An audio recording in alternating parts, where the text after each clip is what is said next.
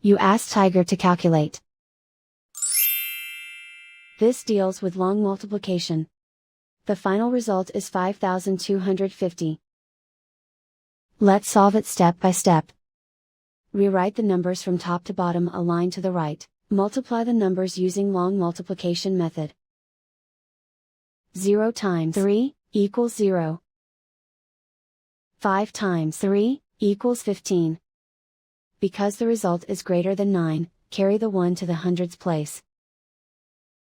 1 plus 7 times 3 equals 22. Because the result is greater than 9, carry the 2 to the thousands place. 2 plus 1 times 3 equals 5.